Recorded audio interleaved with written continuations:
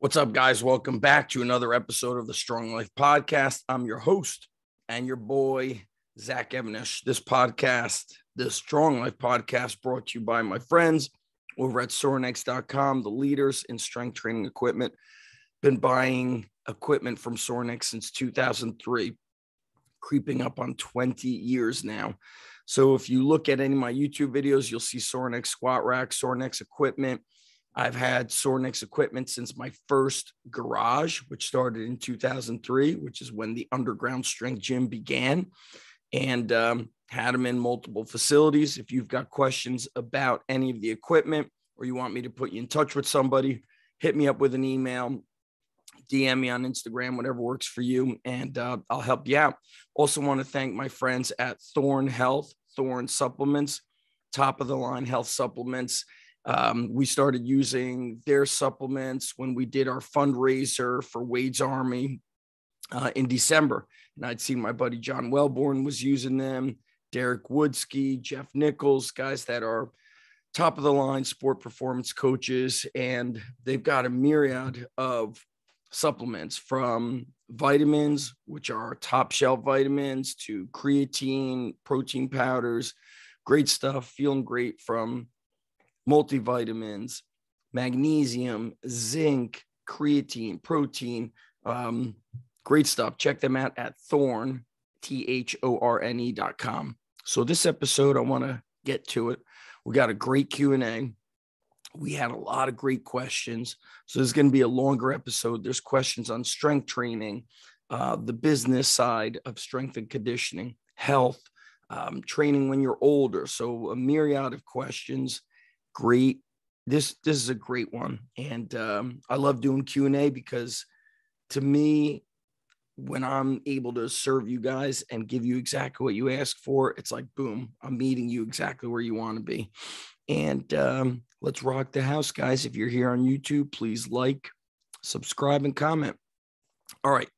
My friend Gabriel, and those of you who know, I drink tea every morning. And so some people now text me, let me have a sip of my tea.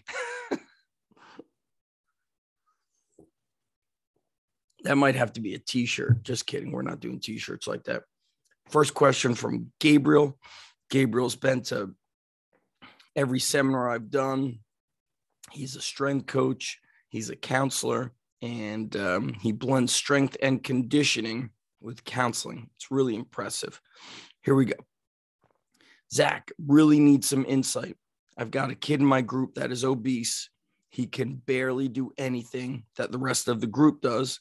And if he does, he looks like shit when he does it. Normally, I would tell the parents that this kid needs to start with a sport, go for walks, eat right. But this kid needs to be in class. He's painfully shy, no confidence. He needs me in his life, and I have to help him. What should I do? I have him do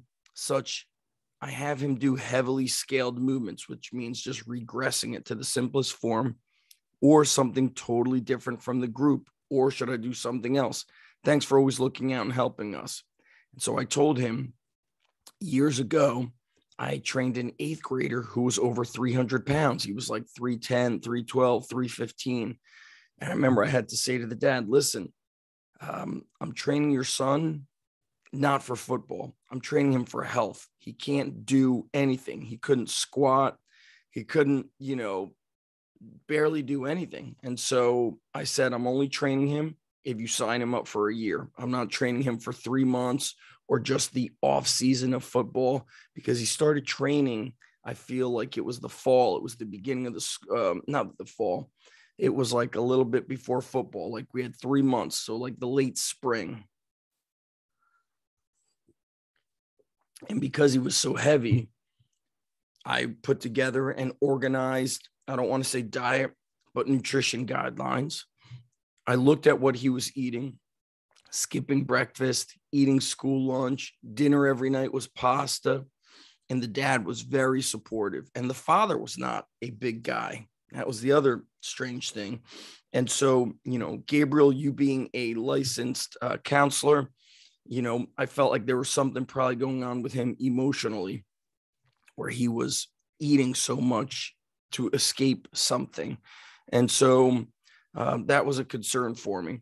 So we did basic stuff.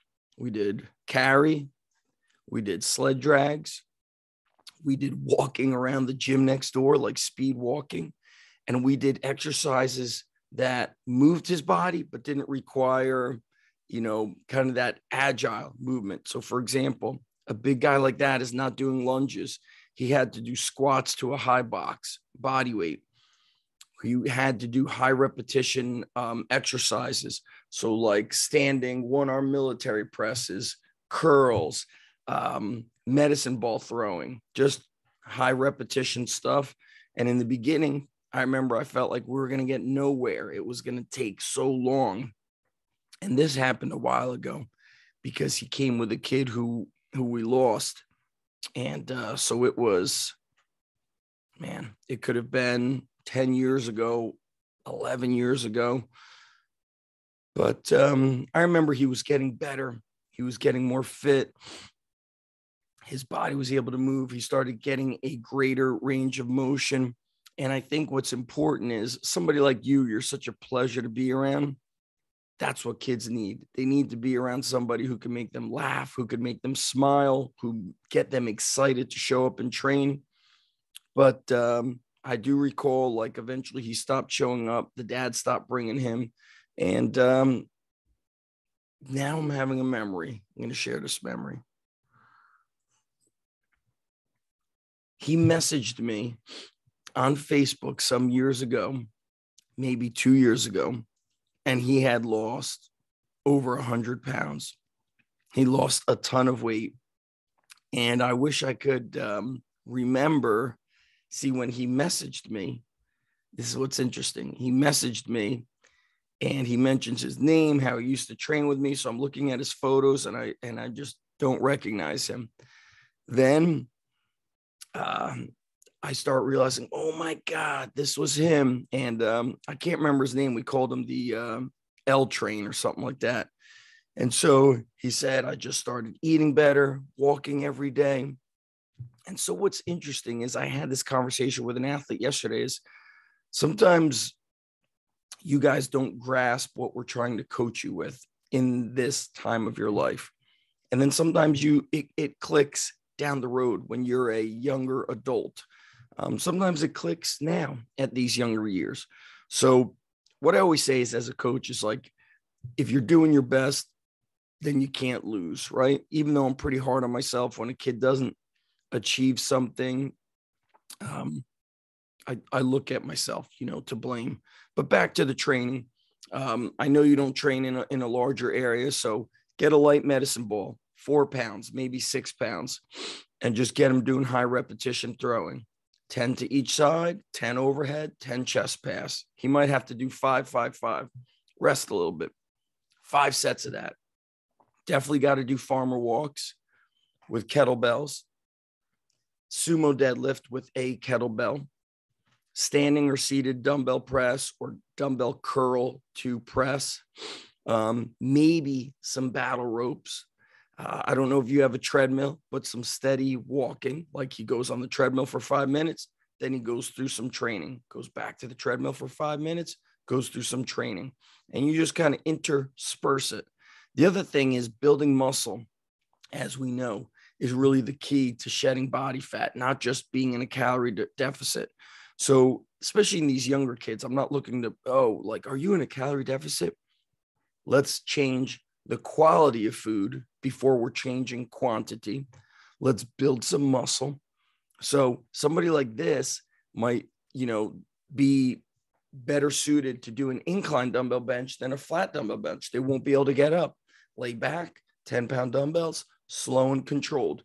Think about the high repetitions that Matt Wenning does. We oftentimes think about, we're getting strong, we're building muscle, got to be, 5 to 10 reps, 8 to 12 reps. Matt Wenning does 4 sets of 25. So don't be so worried if a kid is using 10-pound dumbbells. It will build the kid up.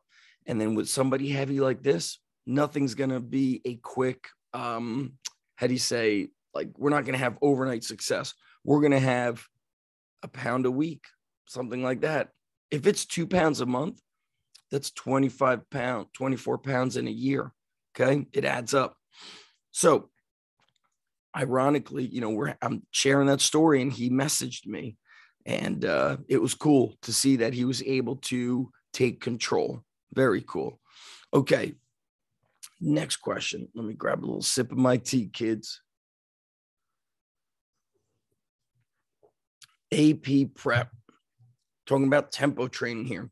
We do daily, and I'm reading these from the gram.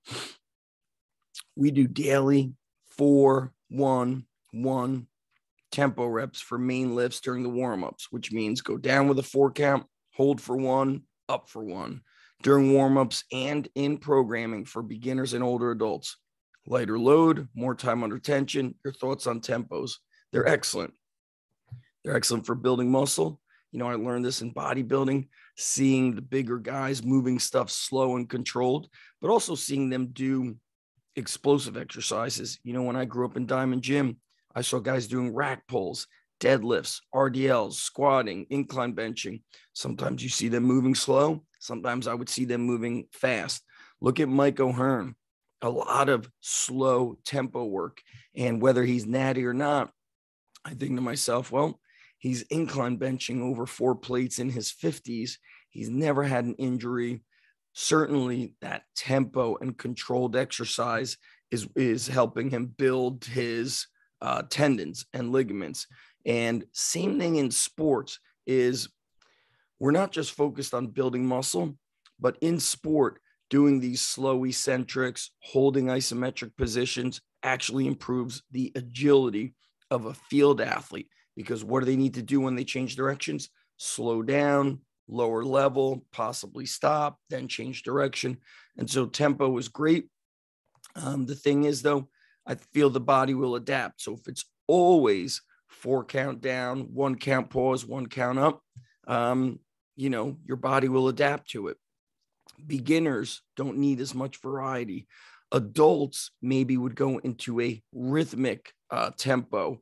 1, 2, touch, 1, 2, up, more of a rhythm. They don't always have to do these slow eccentrics, and change it up. If you're really looking at like all these eccentrics and tempos, some good resources would be my friend Jake Tura. He's got a lot of those things, especially in the knee, any kind of like tendon rehab, so Achilles and patella tendon. But he also does it in his hypertrophy protocols. So check out my buddy Jake Tura. And of course, Cal Dietz with triphasic. He has the eccentric and isometric phases. Blue Brindle, basic nutrition plan or advice for a 43-year-old that does jujitsu 3 days a week and strength trains twice a week. He says, then there's, you got a 3-part question. So let's start with that. Basic nutrition plan or advice for a 43-year-old that does jujitsu. So 5 days a week, strength training, essentially. Jujitsu is strength training. So let me grab a sip here. Now, I don't know if this is for my friend Blue Brindle, if he's 43, if it's for somebody else. I do think it's for him.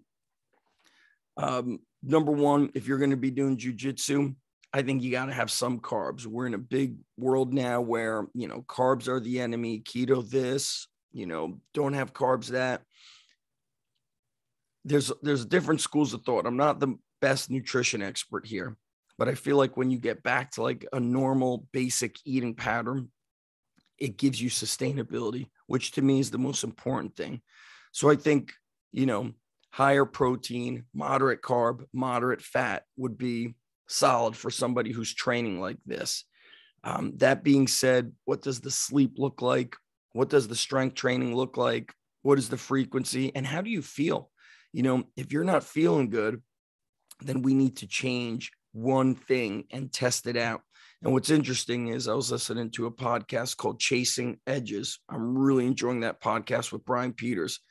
And a friend of his, who's a friend of mine, Dr. Eric Serrano, told him, he goes, you got to focus on the 3 B's as a man.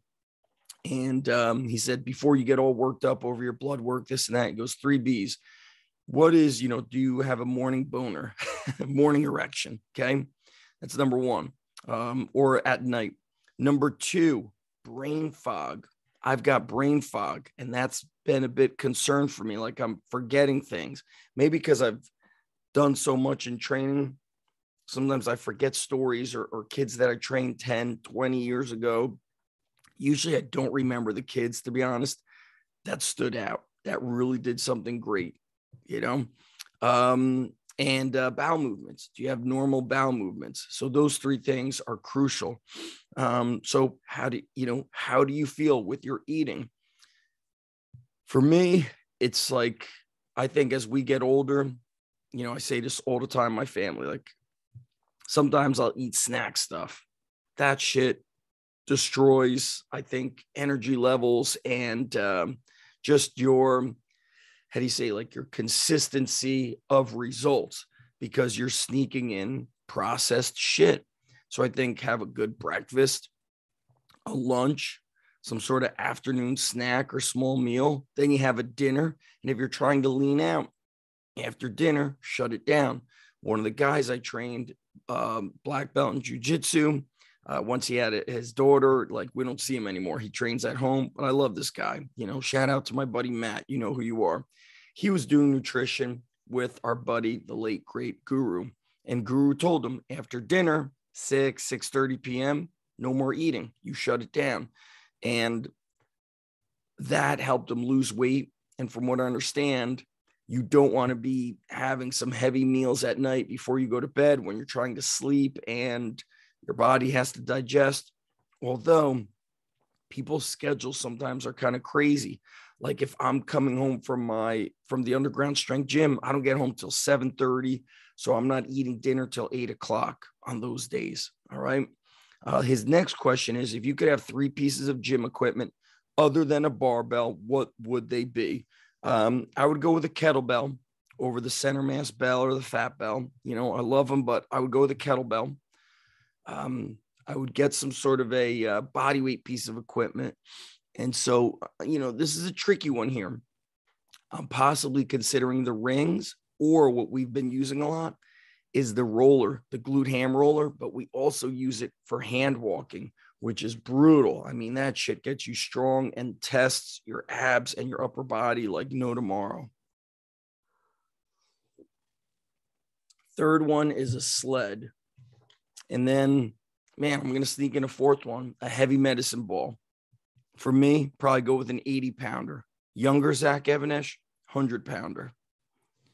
Next question.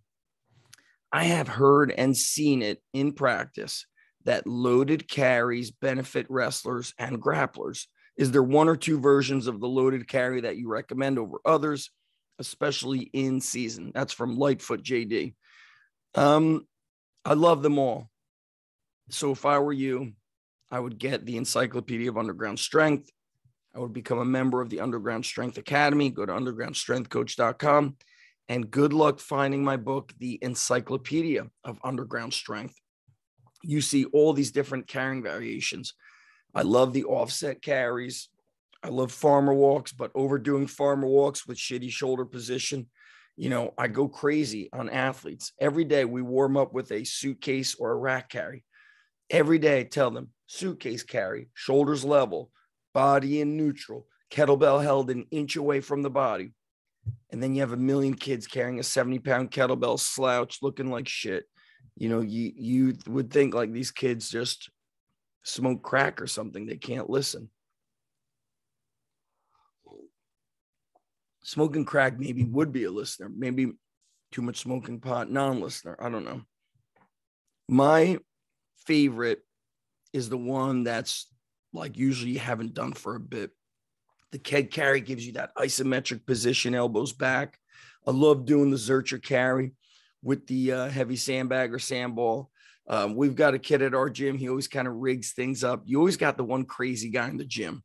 Ask anybody who's been in the gym long enough, even since childhood. You got the crazy guy, the quiet guy, the middle of the road guys. So one of our crazy guys, he sets up the zigzag bar. He hangs the kettlebells from the bands and does the chaos Zercher carry, which is really tough. I was doing overhead carries with the bands and kettlebells suspended, which felt great, not just on the shoulders, but trunk stability. Double overhead kettlebell carry, very hard. Rack walk, overhead carry, very hard. I don't do too much overhead carry because my lat flexibility, mobility is not that great. So going overhead for somebody like me is not the best option.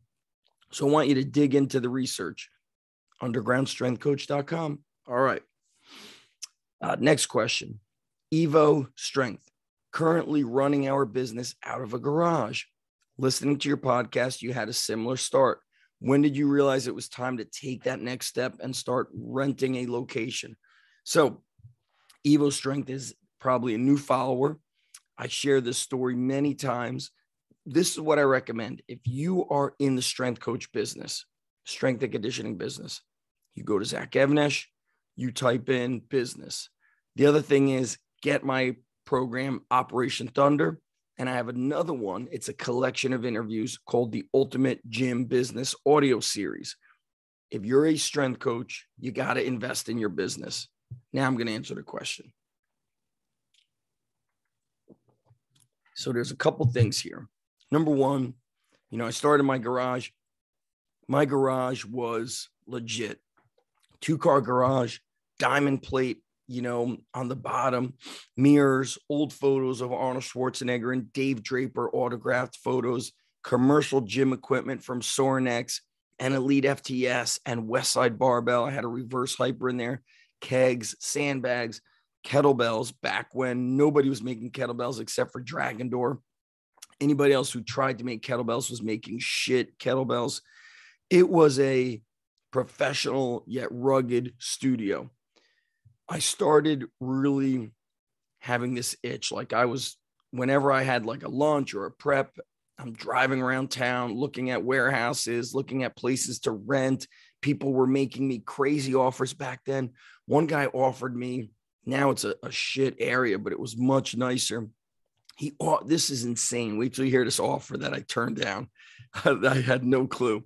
He offered me 6 months free rent in a building on Main Street in downtown South Edison, which is now a dump. But back then it was looking nice and the people were nicer and it would have been interesting, but I didn't know that I was just going to be training athletes, So long story short, I turned down 6 months free rent. What the F is that? So I'm having these conversations with Alan Cosgrove and he says to me, people know who Zach Evnesh all around the world. They know who you are all around the world, but nobody local knows you. And he goes, how big time can you really be if you're in your garage? So I was like, are you challenging me? Are you testing me? And I honestly felt that I was going to get out of that garage. And then Dave Tate calls me. I was on the Elite FTS Q&A, and he tells me about a guy that had just ordered their squat rack, everything. It had the box, the box squat, the dip bar attachment. And he's like, somebody ordered this. The guy had a stroke. He can't ever use it. It's coming back. He's like, I'm rerouting it to you. I go, dude, I do not have room for it in my 2-car garage. I've got all this equipment in here.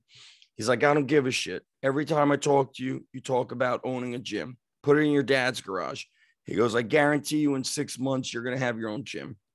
I think 6 weeks later, I signed a lease. And the Elite FTS squat rack was on one side. The Sorinex squat rack was on the other side. And it was just like the best of the best. Now, financially, I looked at this place. I think it was like 1,600 square feet, the original underground. So go back to the old videos. And it was used to be like a body pump aerobic thing next to a gym. It was part of their business. And let me just grab a drink here. And I had gone in there several times. It looked massive compared to my, 400 something square foot garage. And when I went in there, it was different. Now it was like an illegal gambling area. It had, poker. I'm not a poker guy, but it had all kinds of poker tables, this and that. and the ceilings were high. And I'm like, oh my God, we'll be able to press overhead. There was a steel beam almost down the middle. I'm thinking to myself, we're going to hang pull-up bars and climbing ropes. This is going to be amazing. And so when the rent was told to me, I said, all right, I need to double my rent through the garage. That's when I'll know I've earned the right to go in and rent this space. Also want to say my online business made more money back then as a guy who didn't know 1% of what I know today, because there was not really a lot of competition. My online business made more money in 2007, 2006, 2007 than it does today. That's the truth. Even though today I put out more content, I've got more content out there. I know infinitely more than I knew in 2007. And so I was making a good amount of money. Here's what else is crazy. In 2007, my salary was more back then than it is now. And so I like to be transparent about these things, because a friend of mine once said, you can't ride the wave forever. And I don't want that to come across negative, but what happens here is you get to a point where, at least I'm at a point where I don't have the flexibility with my money to hire a media person, which would cost me thousands of dollars a month to record me. I'm also 46. People on YouTube and all that shit, you know what they want to see? Somebody squatting 900 pounds with 4% body fat. That's what they're interested in. They're not interested in a quote unquote normal, hardworking guy. And so I was bringing in money from my real job plus money from my online, these multiple streams of income. I created my certification. I was bringing in, I didn't create the certification until 2008, but when I opened up the underground strength coach certification, it sold out, I think, in 2 days. Can't remember how many people, 10, 12, 15 people at $1,000 each. And so things change. And so now if you're doing this, you have to really test the area, which I mentioned before. Like I would basically get Operation Thunder, because this is an in-depth question about where and when to open. But the long story made short is I already had a base of clients. My income was double what my rent would be at the gym. Boom. All right, guys, I will be back. Take a little break. All right, guys, took a little break, took my kids to school, and we're back at it. So we're back to the questions. We've got more training, more business questions here on the Strong Life podcast. And while you're listening, make sure you get on my newsletter, ZachStrength.com. 2 free training courses. One of them is packed. I think it's like 40 plus pages, if I recall correctly. And as I say, it's not some weak ass giveaway. It's something that you could follow and get results from, and literally something that will create transformation. No money involved. But even though it's free of money, it's not free of effort, free of time. So you got to put in the work. That's what I'm about. You really don't get, Instagram, YouTube, all this and that. It's impossible to figure out the game. I don't want to say impossible. That's not a word I like to use, but it's just kind of bullshit, in my opinion. The stuff that gets shared doesn't get shared. And so you want to get the uncensored version of Zach Avnesh and the training and the strong life, go to ZachStrength.com. So next question. Let me just set up my phone a little bit better so I could read it. All right. This comes from Coach Nate Priest 562. While doing conjugate dynamic method effort, is it common to do 6 to 9 sets of 3 reps? If you're hitting 9 sets of a particular body part in one session and then 9 to 20 sets in a week is optimal. Are those 9 sets of 3 excessive? Keep in mind, I'm using Prilpin's chart to moderate volume. I'm getting hung up on this while programming. Any insight you have would be helpful. Thanks for all you do. So you're definitely getting hung up on it. Now, does it have to be 9 sets of 3? 6 to 9 sets of 3. He's using Prilpin's chart, which was this volume calculator of optimal, to avoid you going into, the phrase that people hate or love to use, which is overtraining, or you're just not training enough. And I think what needs to be done is auto regulation. You need to track your results, and you need to even track how you feel. What are your energy levels like? I don't think doing 6 to 9 sets of 3 is excessive. It really depends on the percent that you're using. For example, high school kids tend to fail and miss reps and lift too heavy. And people that train like that don't get strong. I have an athlete like that who I train who's now in law enforcement. Our training might say 5 sets of 3, and then you notice he's doing sets of 8, and then he's like, or his last set should be a set of 5, and he's doing 10, and he's always grinding out reps and barely making it. And I say, dude, you don't get strong that way. You actually get weaker. You get worse by training that way. And so this 6 to 9 sets of 3, whether it's heavy, whether it's dynamic, and in your case, it's dynamic. Dynamic work doesn't really tax the body, okay? It's 50% approximately of your 1 rep max. Sometimes it's less. The focus has to be, of course, on speed, but also technique mastery. The other thing is, it doesn't require you to get psyched up, which also exhausts your body. I look at some people on Instagram, and it's always like, F this, F that, come on, mother effer, like screaming, yelling. I don't know how long and how many days a week and how many years that style of training can continue before you're exhausted. And then I think about this. What do you need to do to get to that level? How much pre-workout do you need? How much caffeine and all the other stuff that's put in pre-workout? How much of that do people need? I never take a pre-workout. I don't care that I'm not the strongest guy out there, but I know that training in that manner will have a negative impact on other aspects of my life, the most important aspects of my life. I probably will not have the energy I need to be a good husband, a good father, and forget about good. Well, I don't want to be a good husband and father. I want to be a great husband and father. So when I train, I want training to feed my life. I want it to benefit my life. And I also think that way in training for sport. I've always told strength coaches that your training cannot detract from the sport. That is kind of caveat number 2 or 3. Number 1 is do no harm.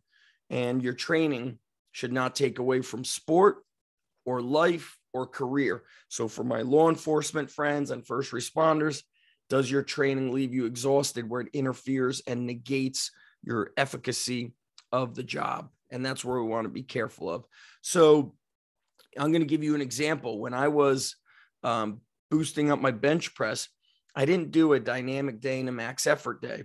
I did it all on the same day. And that may go against what works, but it worked for me. And no, I didn't bench 400 pounds. My best was 335 weighing. I think I may have weighed like 218, 217 at the time, which isn't anything crazy, but my bench was never big for me.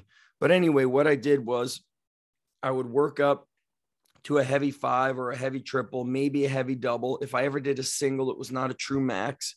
I would usually do 2 heavy sets.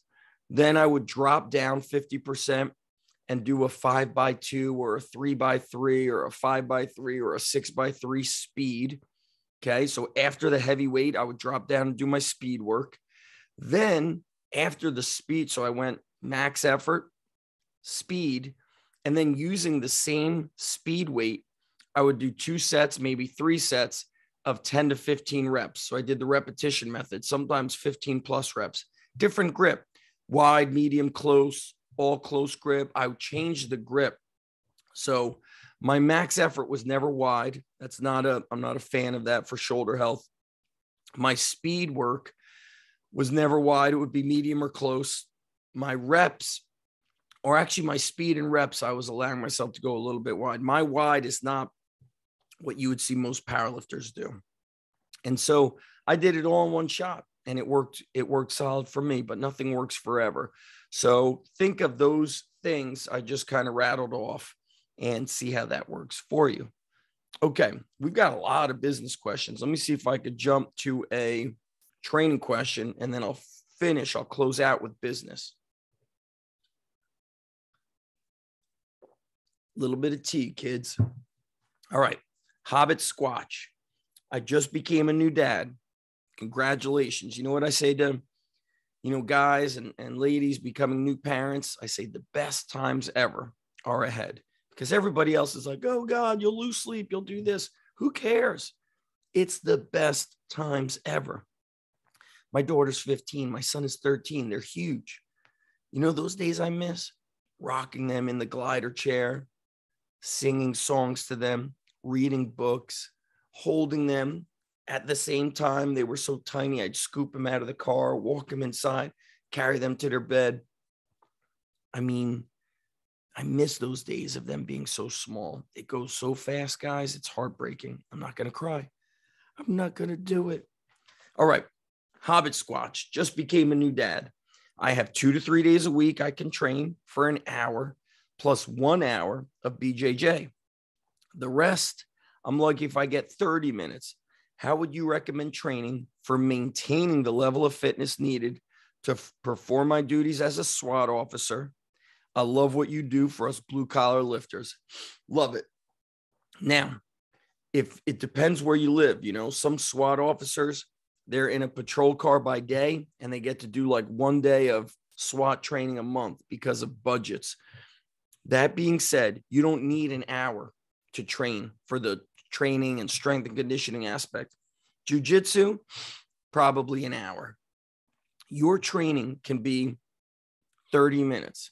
Some of your training can be putting your baby, okay? I don't know if you said you've got a son or a daughter, putting your son or daughter in a jogger. And I used to do this every Saturday. So I worked during the week.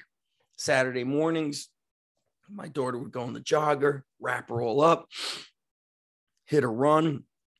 And there were a lot of hills in the area. And she would take like 20 minutes to fall asleep. Then she'd sleep for an hour, maybe even longer. And so I'd be out there for an hour, hour and a half, maybe a little bit longer, running and walking. And it was great. My body, I was getting in great shape doing that. That being said, you could do kind of these minimalist strength and conditioning workouts. So you get a nice warm up. Okay. Do like a winning style warm up, 3 or 4 exercises, 15 to 25 reps, 2 to 3 rounds, get a lot of blood pumping. Do not cut these warm ups short. Super important, because you're going to be losing some sleep as a new dad. You're going to have some emotional stress, just figuring things out as a new dad. Don't skip the warm up, because during those times of emotional stress, in my opinion, has the biggest impact on the physical, meaning, you have an argument with somebody, you're stressing out over people or conversations or a conversation that might be coming up. Those emotional stressors start crushing your body's recovery resources, your overall strength and stamina.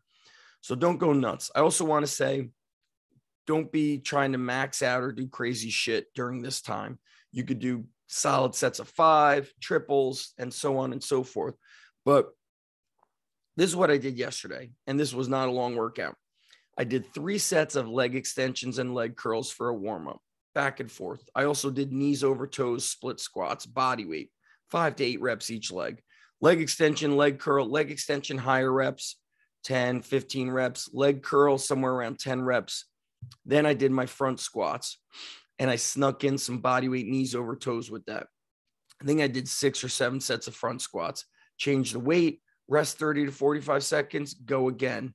When I was done with front squats, I did walking lunges for 2 sets, supersetted with 10 kettlebell swings. I also did some other like small things in between, like hanging abs, but I got it done.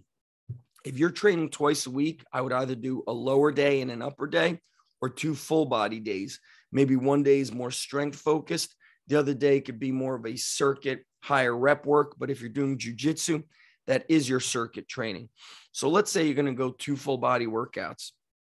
I might start off with some speed deadlifts. Then I might go into like a heavy Zercher squat. Then when I'm done with that, I might superset pull-ups and dips for 4 or 5 sets. Done. Next time might be more unilateral work. So I might do reverse lunges or Bulgarian split squats. I might superset that with dumbbell bench or one-arm floor pressing, superset it with dumbbell rows. Then at the end, I might do a quick shoulder and arm circuit, side raises, rear delts, lying dumbbell tricep extensions or close grip push-ups, hammer curls or barbell curls, and just get a good pump. You might lose a little bit of strength. You might not. You could follow more of a strength-based program where your main lift, you're working up to like a solid set of 6 to 8, then another solid set of 3 to 5. Then you might use that main lift, as I was speaking about earlier, with how I did the bench press. And instead of doing other exercises to supplement the bench press, my bench press was the supplemental or accessory lift. My accessory lift was speed bench and repetition bench. So you could certainly do that. The other thing that's really good is to just integrate and incorporate fitness into family life. So while you're playing with your baby, you might be doing, push-ups and stuff like that. These are ways to kind of keep the body active. And it's also very therapeutic and it feels good mentally and emotionally. And as a, law enforcement SWAT officer, as a father, as a human being, taking care of our mental and emotional health is massive. And it's not really addressed too much in the strength and conditioning genre, in the human performance genre. And I believe it absolutely should, because if you're not emotionally at your best, you will certainly not be able to physically perform at your best. And I've always said the mind drives the body. It's not like the body decides, it's the mind. And so that being said, incorporate some fitness throughout your day. Some other things you could do, which I remember doing, I was a little bit lucky, I guess, but when my daughter was born, the gym was in our house. I had my 2-car garage. So if you look at old videos of me training, they're from the garage. So when she took a nap, I might go and do a kettlebell circuit. I remember doing like these 20-minute, like high intensity, old school bodybuilding workouts. Like I didn't have a spotter, so I would do forced reps. Rest pause, drop sets, things of that nature, slow motion negatives. So I did some of that stuff to sneak in workouts. So get some equipment in the house. What would that equipment be? A kettlebell, a set of rings, and order a jogger, because in a few months it's going to be warm, depending on where you live. I'm not sure, where you live. If you're in Australia, in wintertime in America is summertime in Australia. So integrate and incorporate fitness throughout your day and just get clean on the eating. Really dial it in.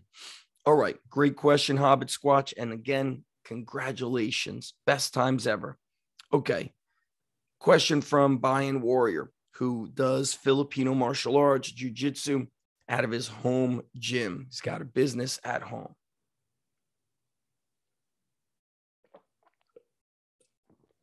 And that's it for the morning tea. It says, in your early days, you speak about how you started in your garage, then you transitioned to a facility.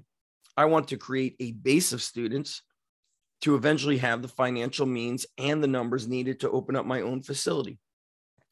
But I feel that unless I actually open up my own facility, I won't be able to increase the amount of students in my home in order to do that. Did you face this issue in the early days? And if so, how did you handle it? I did not face that issue, and I'm going to tell you why times are different and then slightly not different. Number one, in New Jersey, as far as who's doing any strength and conditioning, you had Joe DeFranco in North Jersey. He had the storage closet. You had Ferrugia, who was in Watchung, which was like 30 minutes away from Edison. He had a small warehouse. Down south was maybe Dwayne Carlisle had already moved out of New Jersey and was, he may have been working in the pros by then, but there was no competition. Now, and I had this conversation yesterday with a high school wrestling coach, is I said, I think wrestling clubs are going to be like the new strength and conditioning era, where there is a wrestling club in every town or every other town. So there was no competition, number one. Number two, nobody was putting out the amount of content that I was putting out online.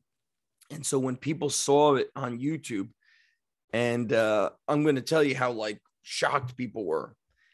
I remember doing a seminar. I rented a hotel with Jason C. Brown, a hotel ballroom, and we did a seminar there, and I demonstrated a kettlebell loaded conditioning complex, which is where you carry and then go into a movement. When I was done, people applauded. People clapped like they had never seen kettlebells before. And by the way, not everybody had kettlebells. It was their first time for many using kettlebells.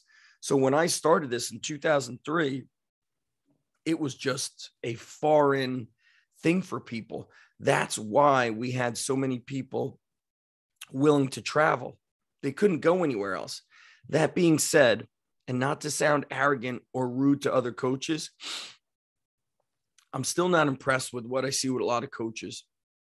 Technique is off. I am impressed by many, but I'm still shocked that how many coaches with all this free information are not doing a better job at training.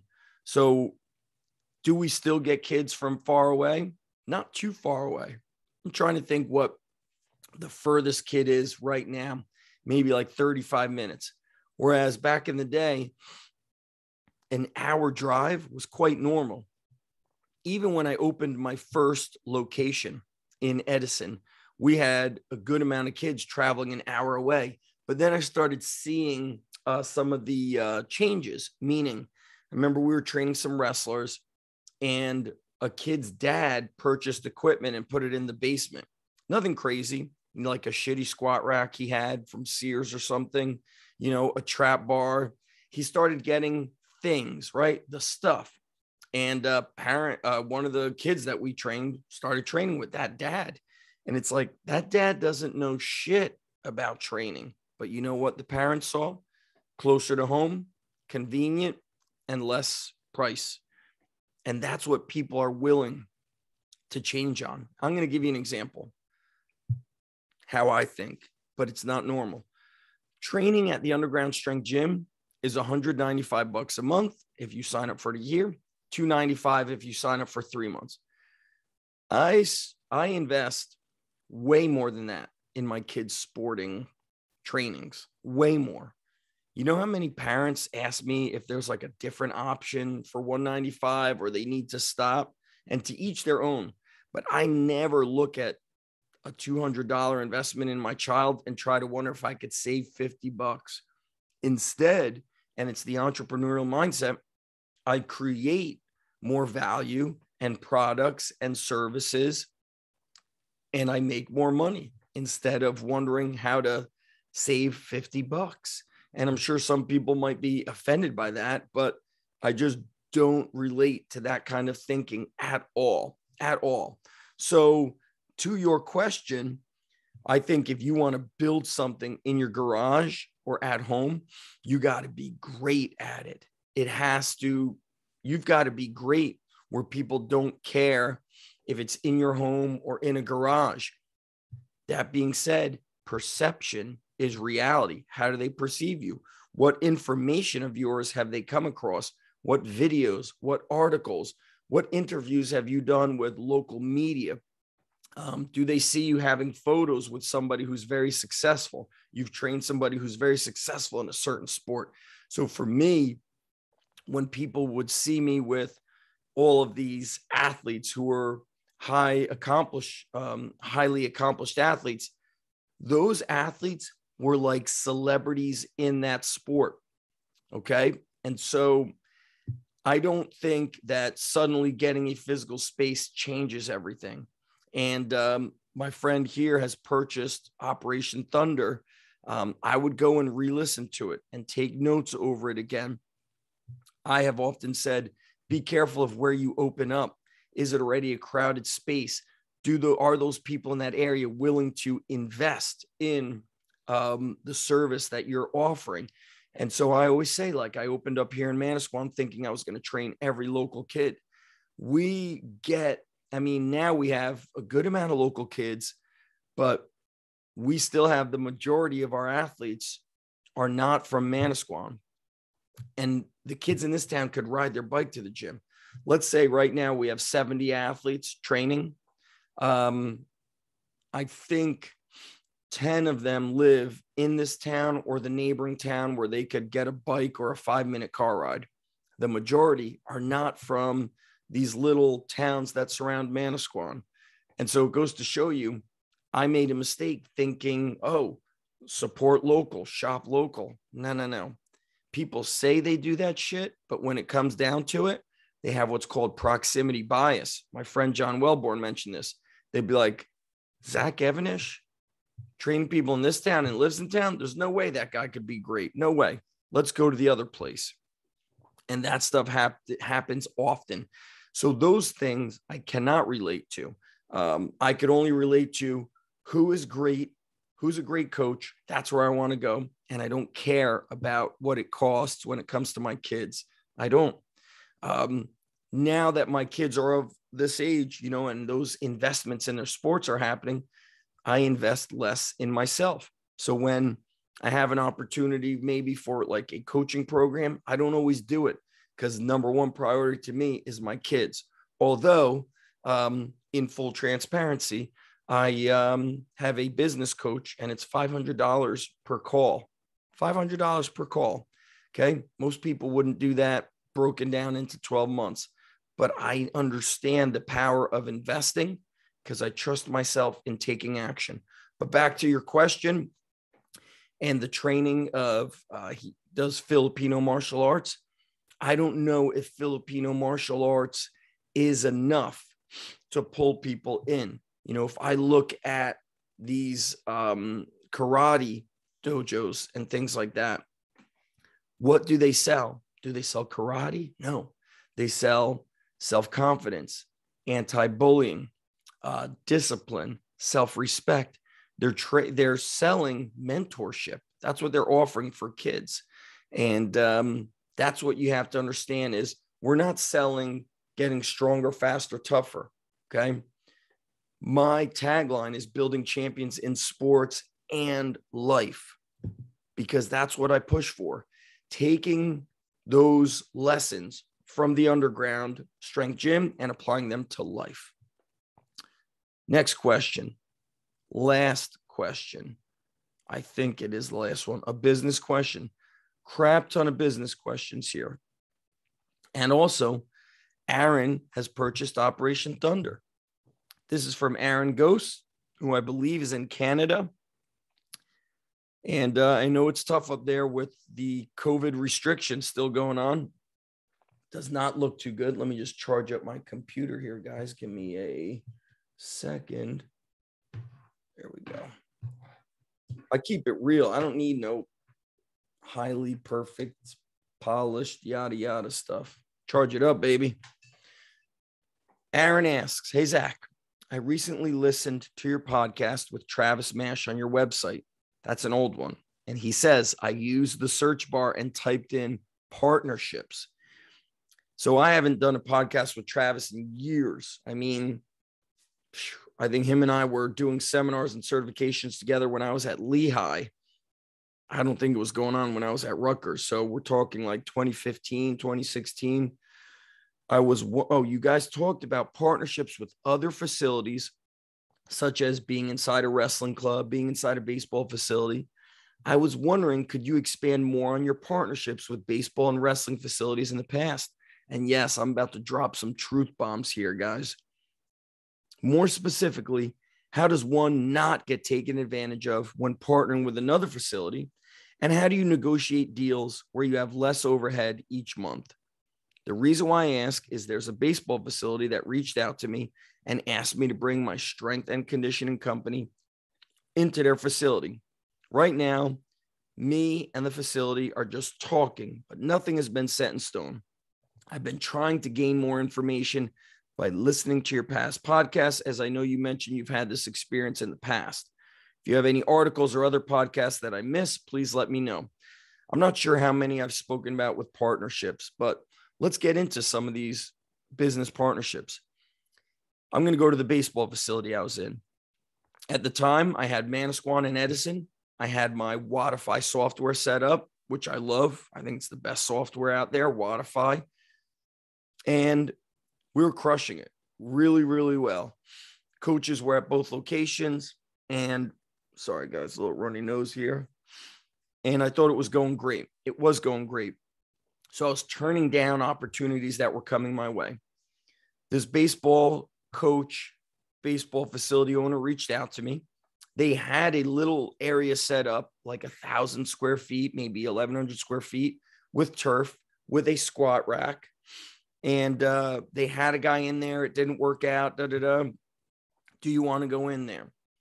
I'm saying no. And finally, I asked one of my coaches. My coach said he wants to do what we do. He wants to be a full-time strength coach, open up a underground strength gym. So I noticed his entrepreneurial spirit. And so I said, would you want to run this facility? We will split it a third of the way. I think that's what the split was going to be. He gets a third. I get a third. The baseball guy gets a third. It may have even been 50% for him, 25% for me and the owner. I can't recall. Long story short, we're setting up. He's all about it. He's going to do it. He's going to basically be our full-time coach there. So I get equipment. I get some kettlebells. I get some sleds. I install Wodify at the gym. So it's my third location. This is what we're calling a satellite location. I order another squat rack, plates, equipment, all this stuff. Not a massive investment because it was a small spot. And we've got kids signed up on like a pre-sale, right? Did a discount and we're opening on a Monday. On, I think it was a Saturday or a Friday, this kid who I trained since he was a kid, who I would have bet my house on that he would never do this, says, I'm only going to be able to coach this month. After that, I'm going to be working full-time with my dad. And I was like, dude, you just dropped the bomb on me. We've got kids signed up. I just invested money. You tell me you wanted to do this. You're a partner. You're not getting paid a salary or dollarly figure. You're going to get 50% or whatever it was. It was good. And he drops the bomb. So I said, dude, I can't have you coach for 30 days and bail out. So I said, you're fired. You're out. And so I contact a former athlete I trained who was now also a coach who was working at a Division I university. He became our coach. I love this guy. He did an amazing job. I would love it if he trained my own kids, but he's not in the area anymore. I mean, this guy, I love him. Okay. My boy LaSalle, name dropping. And so LaSalle takes over. I go to the baseball facility. We do a full intro day where I take them through like a warm up. I take them through body weight training. Then I discuss the benefits. Then I do Q&A from parents. And as I've mentioned before, you got to research the location. We were in a good area, a blue collar area. The immediate area was blue collar. The surrounding area was blue collar to affluent, okay, depending on how far you were. And at that initial day where I did like the seminar, the body weight training, I think we had 40 plus kids there. So we had 40 plus parents watching. I think we definitely had less than 10 kids sign up from that group. I'm thinking we had 4 or 5 or 6 kids sign up. We were not getting the numbers we thought. I assumed I'm going to be right in front of the baseball parents. We're in the baseball facility. They're going to kill 2 birds with 1 stone, drop my kid off, do baseball work, do strength and conditioning. Well, what happened was we were in an area where they were not willing to invest over what they did with baseball. So if you were a part of the baseball club, you had a discount on your membership. Nothing crazy, but enough to entice you. If you were not a member, you had the normal price. Well, what happened was I opened this place. Some of the kids that were like 5 minutes closer there, wanted to start training there instead of Edison. So now we lose some Edison kids. And now the baseball guy and the head coach are now making money over people that they never brought in. They were our clients from Edison. So now I'm a little bit losing money and I'm feeling it. Then the baseball guy starts saying, dude, let's get other kids in here. The place was initially going to be baseball performance. Now he's like, we're not getting baseball players from his own place. So now I'm marketing to other people. I'm trying to get kids from the local hockey club, wrestlers from the other this and that. And I'm hearing all the regular stuff. Coach is saying, well, we do the strength and conditioning here. We do all that stuff, blah, blah, blah. And now I'm watching the income drop every month because I'm splitting the money with a baseball guy who owns the facility, who can't even get his own members to train with us. Okay. Now I'm paying my coach LaSalle, who I love, but I rather would have had him in our main facility, headquarters, not at a satellite facility. And I'm talking to this coach and saying, dude, I did not want this to cannibalize my Edison gym. Well, while at the same time, I opened Scotch Plains. Things are getting like really crazy. And I say, that's it. I've got 2 coaches going into police academy soon. I got one guy who was going to coach for me, now works for his dad. So I said, you know what? Edison Gym is moving to Scotch Plains. Couple months. I was in that baseball club for probably a year. Finally, I told the guy, like, I'm out. I'm like, started out making a little bit. Then I started breaking even, losing money. And what you need is, and people don't know how to do this, they don't know how to market. They don't know how to get in front of people and say, hey, this is where, like, talk to people. The guy who owned the baseball club should have spoke to the top 20 kids and said, this is where we need you guys training. If you want to be great, this is what you do, period, end of story. I would say that because I wasn't there, I am very good at being able to talk to parents and listen and answer questions and have a conversation going where they eventually want to sign up. But I had coaches in there. I don't hire my coaches to be salespeople. You could say I could have hired a salesperson, but I don't want that in my gym. I don't want that. Okay. I want people to sign up, not because we have sales tactics. I want them signing up because it's a powerful arsenal. It's a weapon for them to be training at the underground. So I thought that was pretty bad. The facility I was partnered in with the wrestling, jiu-jitsu, and boxing, we were 50-50 partners, but also I was paying a rent based on the per square footage and also triple net. So like cleaning, this, that. And so let's say I make, 10 grand, he gets the 5, we pay the coaches, then the 5 grand, plus I'm paying a rent, a this, a that. That's not a 50-50 partner. And my partner at the time was doing marketing, so it was good. But guess what people do? They fizzle out. They stop marketing. They stop, I hate to use the word hustle. They just stop showing up, putting in that work that's required. So here's what I'm going to say. If you're going in a baseball facility, you're not a partner. Rent space, period, end of story. Baseball guy is your landlord. What is my lease? That's it. Period, end of story. I'm not partnering with anybody anymore because I'm not really impressed with people's work ethic. That's the thing. And so sometimes these partnerships on the surface, they seem like they're going to be so amazing, this amazing marriage. And I guarantee you there's plenty of amazing partnerships out there. But here's what I've learned. I could count on this guy right here. I could count on me. If let's say shit hits the fan, guess who could run the underground strength gym? Me. The coach. I wouldn't need the coaches. And by the way, I did it for almost a year after COVID. I had to furlough the coaches.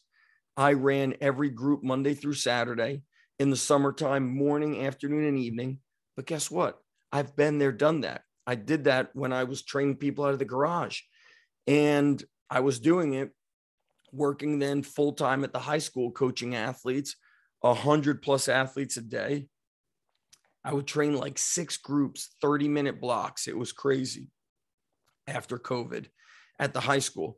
Then I would zip home and open up 4, 5, 6. Can't remember how many hours I was coaching, but I coached more than that, plenty before. So my suggestion is, if you're partnering with somebody, they compliment you and they're doing work. Okay. The last place we were in, everybody left. Jiu-jitsu left, wrestling left, because, if it's not a good partnership, it's like dating somebody. You got to get out of it. And that's why I just prefer pay rent, period, end of story. Who's the chief marketing officer? Me. Who's the chief operating officer? Me. I could count on me. And that's it.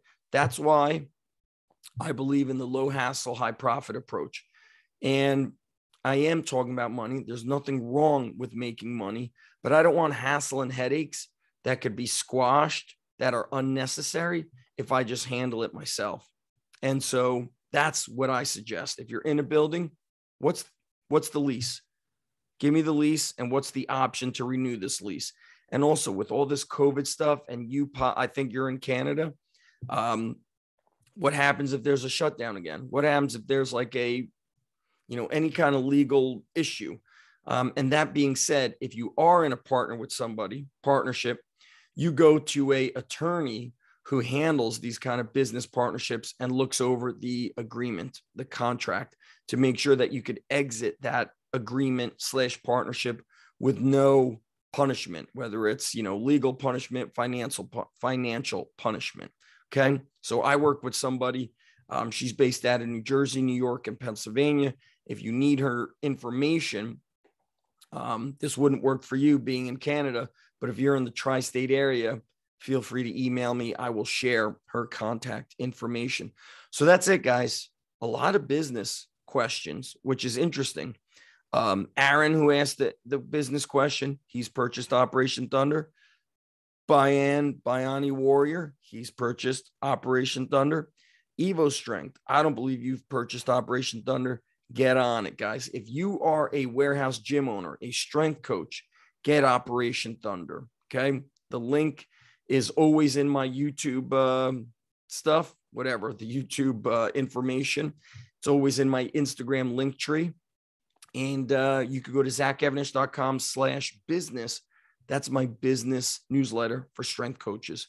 I want to thank my boys over at Sornex and my friends over at Thorn. Check them out. The best supplements, the best training equipment. I roll with the best. Get over to zachstrength.com. Sign up for the newsletter. Everybody, have an awesome day. Much love, much respect. I'm out of here.